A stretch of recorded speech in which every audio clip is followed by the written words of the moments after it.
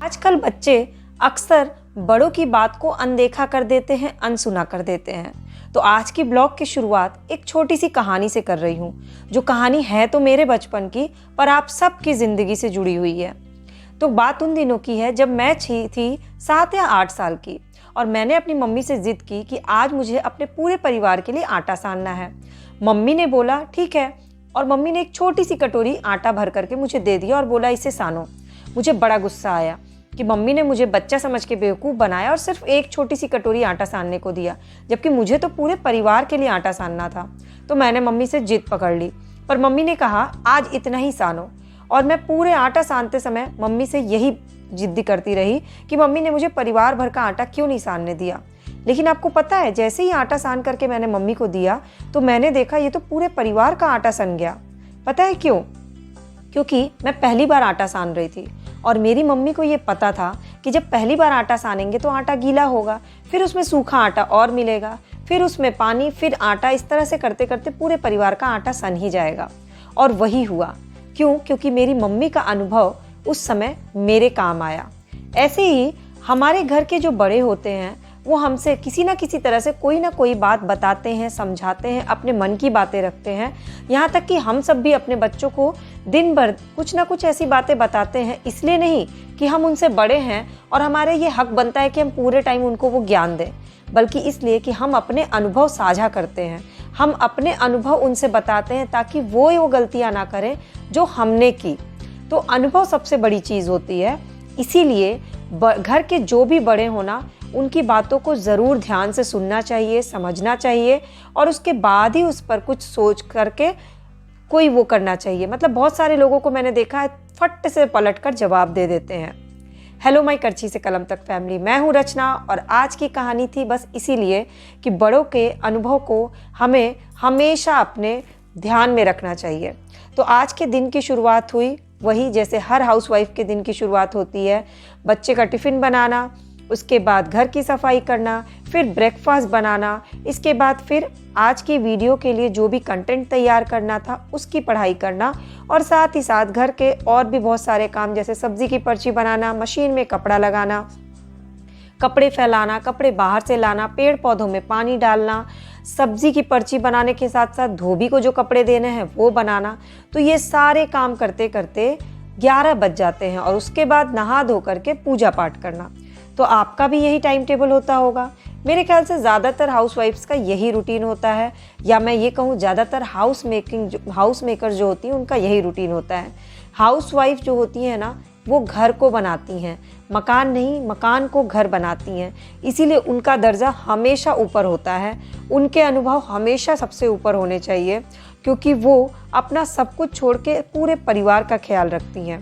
इसीलिए मेरे नज़र में सारी महिलाएं एक अलग ही स्पेस रखती हैं, जो भी घर का काम कर रही हैं, जो भी बाहर का काम कर रही हैं, और जो घर और बाहर दोनों काम करती हैं। तो खैर, आपका आज का पूरा दिन कैसे रहा ये मुझे ज़रूर बताइएगा। और मैंने ये जो कहानी सुनाई है इससे जुड़ी आपकी अपनी कोई कहानी होगी वो भी मुझसे ज़रूर शेयर करिएगा। चाहे तो कमेंट सेक्शन में कर दीजिए, चाहे व्हाट्सएप पे मुझे मैसेज कर दीजिए, ताकि मैं आपकी कहानी और लोगों से शेयर करके उन्हें भी ऐसा मोटिवेशन दे सकूं। क्योंकि मंगलवार होता है मेरे लिए मोटिवेशनल मंगलवार, और अपनी लाइफ से जुड़ी ऐसी छोटी छोटी किस्से कहानियों के थ्रू मैं कोशिश करती हूं कि आप सभी को मोटिवेट कर सकूं। और कभी भी अपने आप को अंडर एस्टिमेट नहीं करना चाहिए। आपकी डे टू डे लाइफ में जो घटनाएं घटती हैं वो कहीं ना कहीं आपको सीख देती हैं। तो आज खाने में क्या बनाया, अब इसकी बात कर लेती हूँ। तो खाने में आज मैंने पत्ता गोभी मटर की सब्ज़ी बनाई, साथ ही साथ पालक दाल बनाया, वो भी मिक्स दाल का। जैसा कि मैं हमेशा आपसे कहती हूँ कि सप्ताह के 7 दिन अलग अलग दाल खाने चाहिए, और सप्ताह में एक दिन आपको मिक्स दाल खाने चाहिए। लेकिन एक ही तरह से मिक्स दाल खाते खाते मन भर जाता है, तो क्यों ना उसे नए तरह से बनाया जाए। और पालक, जिसके बारे में मैंने आपसे कल भी शेयर किया था कि उसको सही तरह से बनाने और खाने का क्या तरीका है, तो सोचा आज आपसे उसकी एक रेसिपी भी शेयर कर लेती हूँ।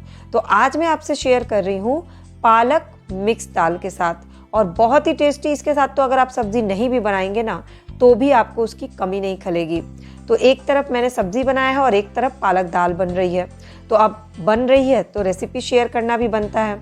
तो खाना बनने के बाद पहले किचन वाइंड अप करना होता है, सलाद काटना होता है और खाना लगाना होता है, क्योंकि हस्बैंड और बेटे दोनों के घर आने का टाइम हो जाता है।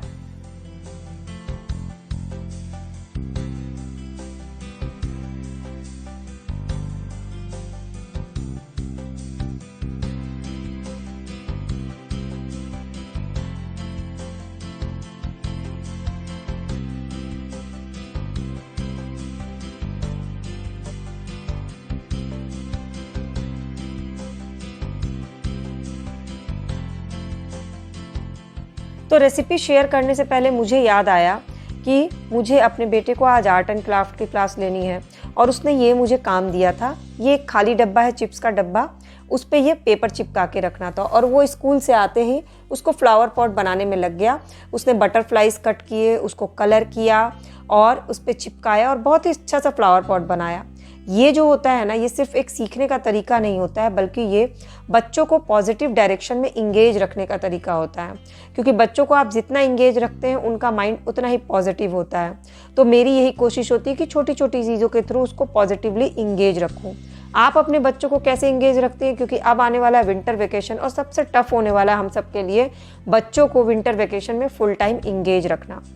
इसके बाद मैंने बनाया आज सर्दी, खांसी और बुखार, विंटर सीजन में जो मौसम चेंज होने पे लोगों को होता है ना, उसकी बहुत ही ज़बरदस्त होम रेमेडी। ये ऑलरेडी मैंने अपने चैनल पे शेयर किया हुआ और 8 लाख से ज़्यादा लोगों ने इसे अप्लाई करके इसके रिजल्ट भी मुझसे शेयर किए हैं। तो मैंने सोचा आपसे आज इसको शेयर कर लेती हूँ। तो इसके लिए मैंने 4 से 5 तेज पत्ते ले लिए। तेज पत्ता बहुत ज़्यादा फ़ायदेमंद होता है, क्योंकि ये शरीर के इन्फेक्शन को ख़त्म करता है और जो कफ जम जाता है ना, उसको काट देता है।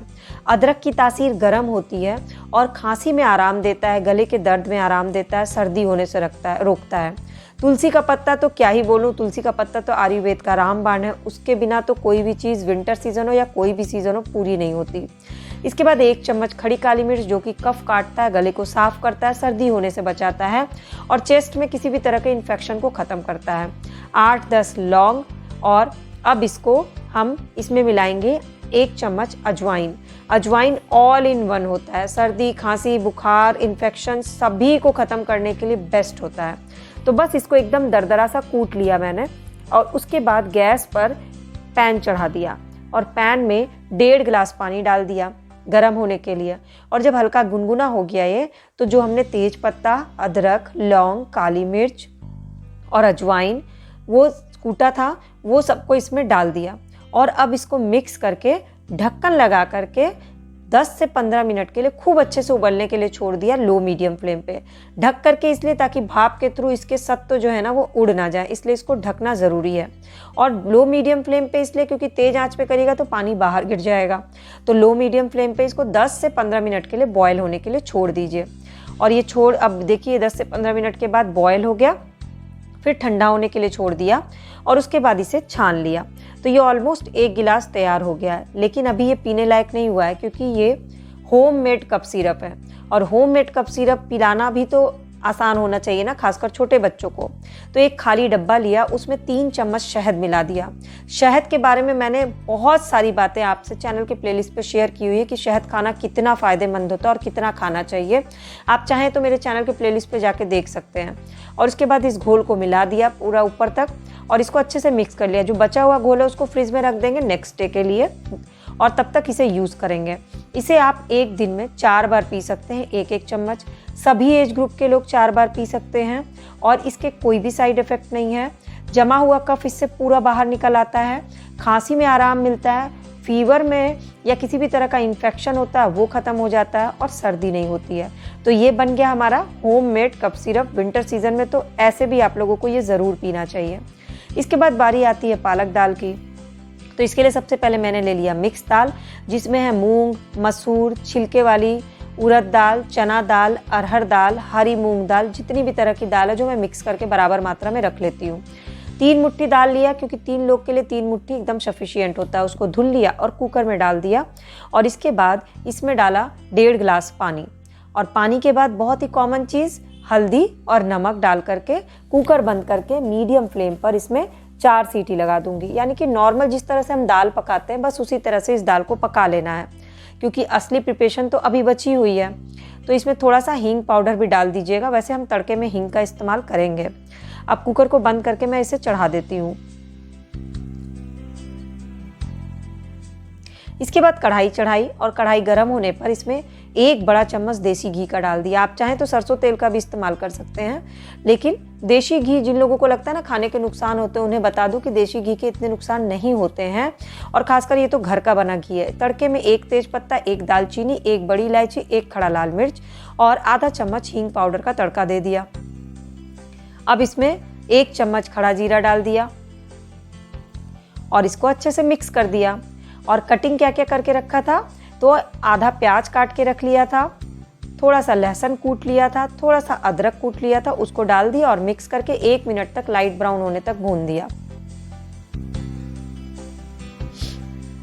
और जब तक मैंने ये सब किया तब तक मैंने पालक के पत्ते जो हैं वो खड़े खड़े धुल लिए और हाथों से तोड़ लिया। थोड़ा सा टमाटर डाल दिया, आधा टमाटर, और पालक के पत्ते 1 गड्डी।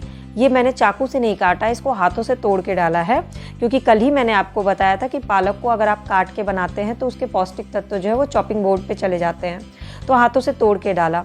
थोड़ा सा नमक डाला क्योंकि ऑलरेडी हम दाल में नमक डाल चुके हैं। और अब इसमें मिलाएंगे आधा चम्मच काली मिर्च पाउडर, क्योंकि ये टेस्ट को तो बढ़ाएगा ही, इसके हेल्थ बेनिफिट्स भी बढ़ाता है। 1 चम्मच जीरा पाउडर और थोड़ा सा गरम मसाला पाउडर। और अब इसको मिक्स कर देंगे और ढक देंगे ताकि इसका भाप जो है वो उड़े नहीं और पालक के जो पौष्टिक तत्व हैं वो कढ़ाई के अंदर ही रहें। इसलिए फटाफट से इसको चला करके ढक दीजिए 5 मिनट के लिए लो मीडियम फ्लेम पर। तो ये देखिए मैंने ढक दिया। अब 5 मिनट बाद जब इसको खोला है तो इससे पहले कि इसका भाप खत्म हो जाए, इसमें फटाक से मैंने जो दाल हमने पकाई थी वो इसमें डाल दिया और इसको अच्छे से मिक्स कर दिया। ऊपर से इसमें मैंने हरे प्याज के जो पत्ते होते हैं ना वो काट के डाला, थोड़ी सी धनिया पत्ती डाली और ढक करके 1 उबाल आने दिया। और उसके बाद ये टेस्टी सा दाल तैयार हो गया। ये वाली दाल मेरे बेटे को बहुत पसंद है और इसके साथ वो सब्ज़ी नहीं खाता है, उसे ये दाल ऐसे ही पीना बहुत पसंद आता है।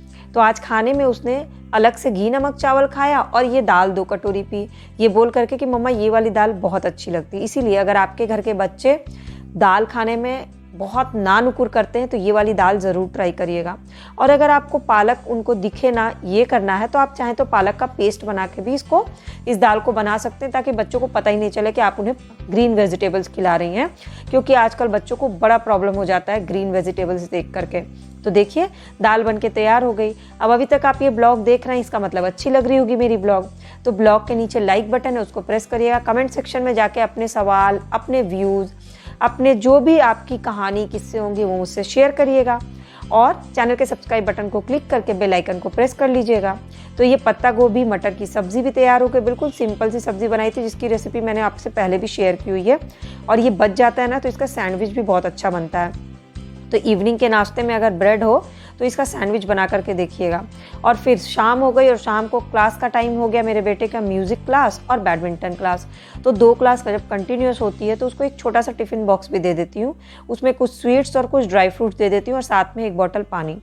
और ये मेरा टाइम होता है रिलैक्स करने का, क्योंकि बिल्कुल शांति होती है घर में। उसको ट्यूशन पढ़ा दिया, उसका सारा काम कर दिया, आर्ट एंड क्राफ्ट की क्लास ले ली। अब बाकी तो उसकी जीके की क्लास बाद में होती है, मतलब कि रात में लेती हूँ उसकी जीके की क्लास। और सोने से पहले हम पढ़ते हैं कहानियों की किताबें, क्योंकि कहानियाँ पढ़ने से बच्चों का फिजिकल और मेंटल दोनों डेवलपमेंट होता है, उनकी इमेजिनेशन पावर स्ट्रांग होती है। इसीलिए रात में एक कहानी ज़रूर सुनानी चाहिए और उनसे पढ़वाना चाहिए, ना कि उन्हें वीडियो लगा करके दें, क्योंकि वीडियोस देखने से उनकी इमेजिनेशन पावर डेवलप नहीं होती है। जैसे कि एक जंगल में एक खूंखार शेर रहता था, अगर वो वीडियो देखेंगे तो वो इमेजिन नहीं करेंगे, और यही आप उनको कहानियाँ सुनाएंगे तो वो इमेजिन करेंगे कि जंगल कैसा दिखता है, खूंखार शेर कैसा दिखता है। इसीलिए बच्चों को एक कहानी रोज़ सुनाना बहुत ज़रूरी होता है और ख़ुद आपको इसके अंदर बदलाव दिखेंगे।